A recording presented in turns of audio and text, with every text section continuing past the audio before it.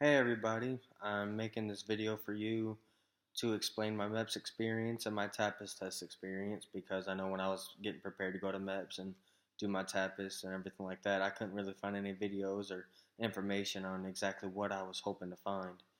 Um, I took my ASVAB about a month and a half ago, and it was just a bunch of mathematical, reading, mechanical, science type questions. I'm sure you can find information to that on another video or online, so I'm not going to go too far into the ASVAB. But I went to MEPS about 4 weeks ago, 3.5 weeks ago, and it was about 2 weeks after I took my ASVAB. I went to Knoxville MEPS in Tennessee. Um, we went on a Wednesday, so I stayed in a hotel on Tuesday night. Um, Great hotel. Got to play pool, play video games with other recruits, go swimming, workout room, everything like that. Beautiful hotel, great experience. MEPS is probably the best part about the whole experience. The hotel is.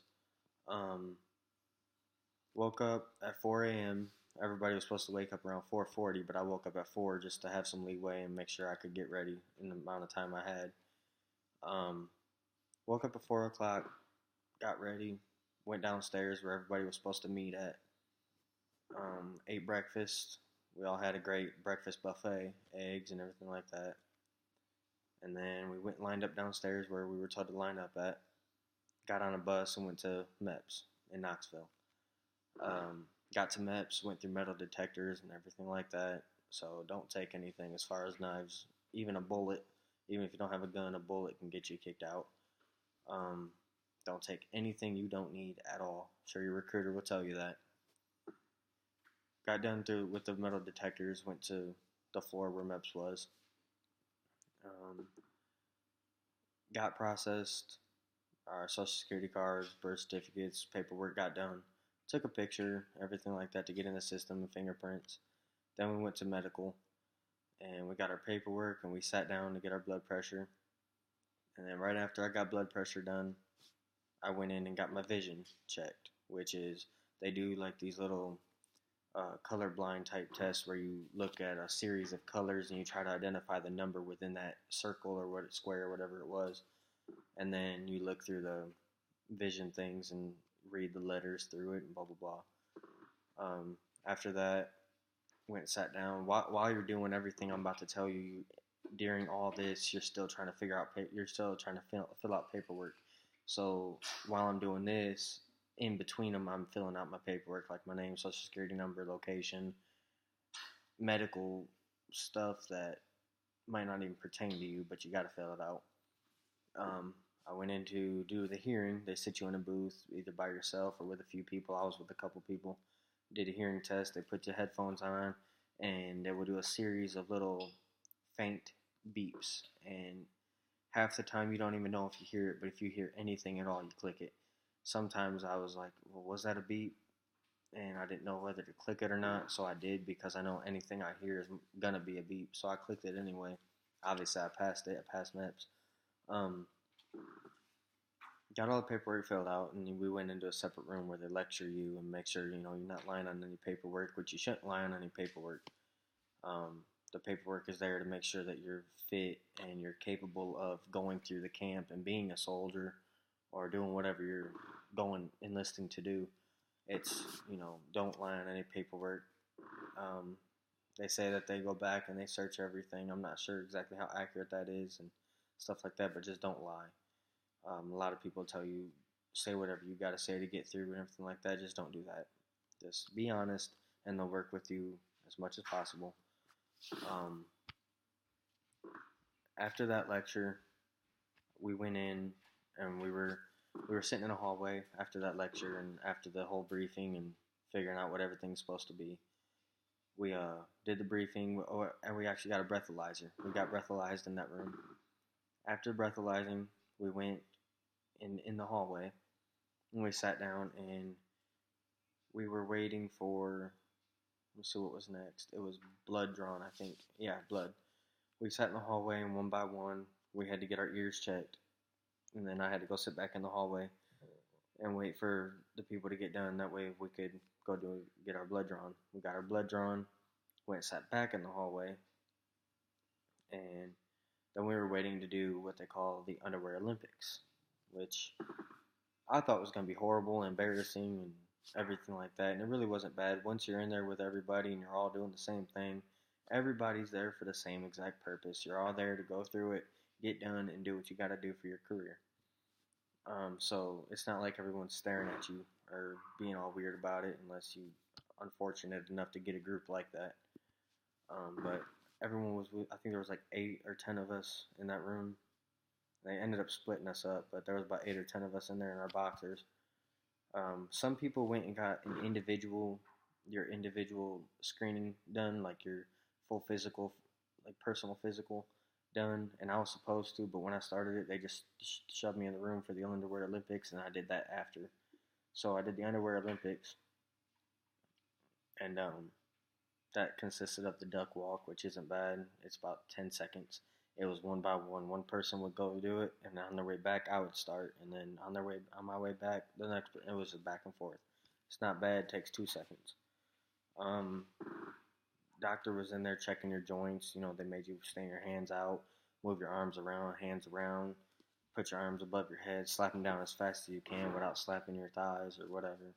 A bunch of joint movements. That's nothing bad. I mean, if you can just move your arms and legs, you'll get through it. It's no big deal.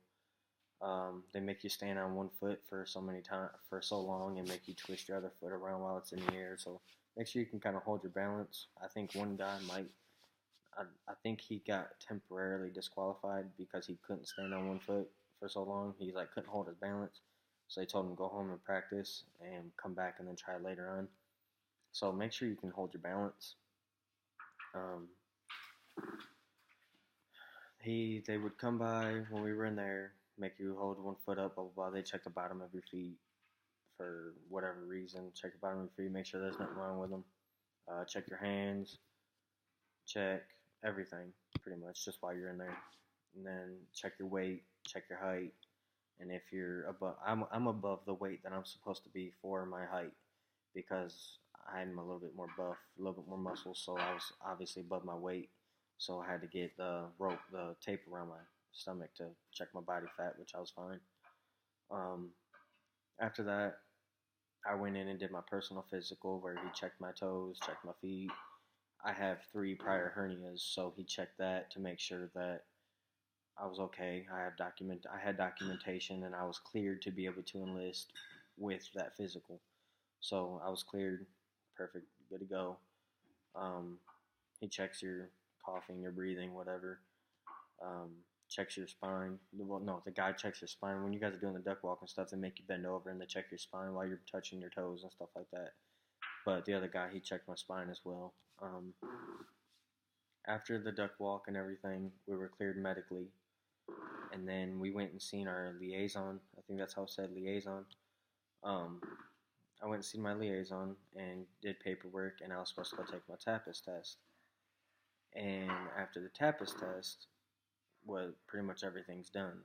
So the TAPAS test is a personality test. It sucks. I'm sure everything else you read online, it's going to say it sucks. I passed it. I went and see my liaison. They told me to take my TAPAS. So I went and took my TAPAS. And, I mean, nobody else gives information on it, so I'm going to give you as much as possible. When I first began it, to ask you, like, do you give to charity, or do you like to work out, or something in that aspect. I think I chose something about choosing, or I like to give to charity because I do, or if you're generous or something like that. And then the first few questions are fine. You're good to go. You're answering these very honestly, and do not try to game the system, because if you try to game it, you will mess up. It will trick you up later on, and you will screw up. I don't know how much, but trust me, I wasn't trying to game the system, but even though I wasn't gaming the system, I was being honest. I still had to lie later on.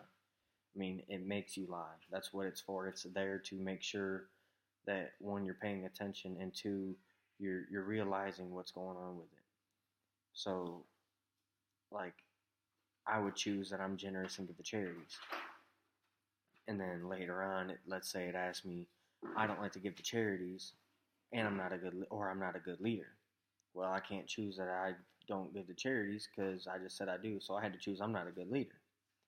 Well, then later on, it said I'm a good leader or I don't like to work out. Or I am a good leader or I don't like to work out. Or no, it wasn't like that. It said something about if given the opportunity, I would like to be a leader, or I don't like to work out. So I put, if given the opportunity, I would, because that's not saying I don't like to, but so I'm not really conflicting my previous answer, but I'm trying to better that previous answer. But then later on, it'll completely mess you up. Like, I don't like to give to charity, or I am a good leader. Well, now I'm screwed because I put that I do like to give to charity, so I can't say I don't. And then I can't say I am a good leader because I just said I'm not. So you're gonna lie. But you gotta choose the lesser of two evils. Like if one asks you something and the other one asks you something and both of them are wrong, let's say neither of them pertain to you and both of them are going to be a lie, especially according to your previous answers. Choose which one makes you sound the best. If you rather give the charity over working out, give the charity because it's more generous. That's what they're looking for, is generosity, someone who's caring and stuff like that. And then ask you, like, would you rather go out to get a cup of coffee with a friend, or would you rather go to a party? I'd rather go to a party because it'd be socialized. You're involving yourself with people. You're involving yourself in the community or whatever. Just try to be involved with your life, pretty much. It sucked. I'm just gonna say that it was like 120 or 130 questions, and it gave me a headache. I passed it. I'm going into Army National Guard for Kentucky, and I had to pass. I had to pass it with my will do had to be like at least a 90, and my adaptation had to be at least a 90. I thought all three had to be a 90: the can do, will do, and adaptation. I made like a 72 in can do, made 129 in my will do, and like 117 in my adaptation or some sort like that. So I was like, oh crap, I'm not swearing in today, because I didn't get a 90 in the can do. But my liaison mentioned to me that they canceled that a while back. So as of 2016, I don't know about any other branch, but for Army National Guard, I had to just do at least a 90 in the will do and the adaptation. The can do didn't really matter, but do the best you can no matter what. But yeah, that sucked. That's probably the worst part of MEPS. But MEPS is a very long day. We got there roughly 0600, and I didn't swear in until roughly, I don't even remember. It was roughly 3:30 p.m. Yeah, it was about roughly 3:30, 4 o'clock when I swore in. There was still another group swearing in after that, but I swore in about 3:30. Went in, chose my MOS. Well, I'd already had my MOS previously chosen, but I confirmed it and went through paperwork, and then I had to go somewhere else and do my beneficiary if something happens to me, or, do my family paperwork and things like that. And then after that, pretty much sat around and waited to swear in. Went inside, took the oath, swore in, got my pictures taken, was done. But trying to think if there's anything else. I enlisted with a GED, so any questions pertaining to that, as far as I know, for the Army, you can enlist with a GED. They prefer to have high or college credits, but with a GED, as long as you get at least a 50 on the ASVAB, it's pretty much your equal. But for National Guard, even with just a GED, you have to get just at least a 31. I mean, obviously the higher the better, but for National Guard, if you can get at least a 31 on the ASVAB, you're fine with just the GED. If you have college credits, I don't really think the ASVAB pertains to you. It might, but I don't know. Trying to think if there's anything else. MEPS really sucked, so when you're in the hotel, try to get as much sleep as possible. I think I went to sleep around 10 o'clock at night and woke up at 4. So that's 6 hours of sleep. If I would have known how tired I would have been at the end of the day, I probably would have got a little bit more, but I was fine. But needless to say, when I drove 2 hours home, I was ready to go to bed. Um, my ship date, I want to send my ship date, but I guess it's against OPSEC rules. Um, I will leave my Facebook profile and a link in the description for this video if anyone is interested in figuring out my ship date. I'm making this video today. It's October of 2016. I'm leaving soon in a couple weeks. So if anyone else is leaving around, 3, 4, 5 weeks from now, in the beginning of October, right now is the video. Um, I'm trying to give a general area of time. So if anyone's leaving soon, within the next few weeks, feel free to add me on Facebook, message me on Facebook, whatever you'd like, because I'm really trying to get to know people or, get involved with people who are going to be there around the same time, just in case we actually get to hang out and, be in the same platoon or battalion or whatever. I'm going to Fort Jackson. Going to Fort Jackson for basic, and then I'm going to go to Fort Eustis in Virginia for AIT. I chose 15 Hotel, which is aircraft and hydraulics repair.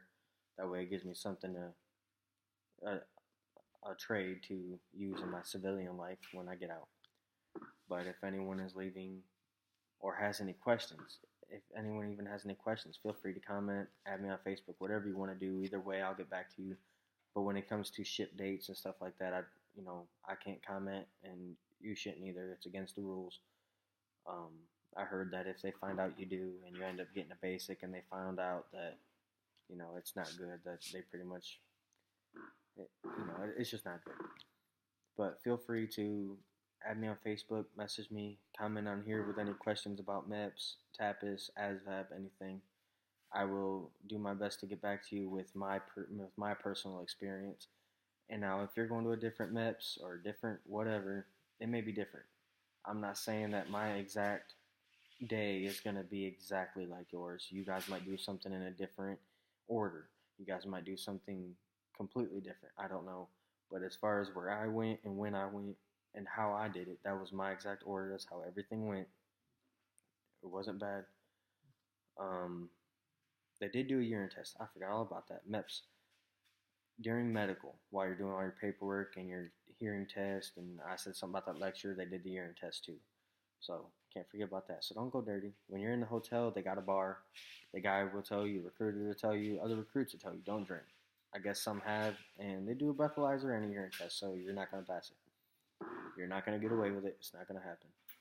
Forgot all about that. But like I said, Facebook, comments, anything like that, feel free. Hope to hear from you, and I hope I can help you.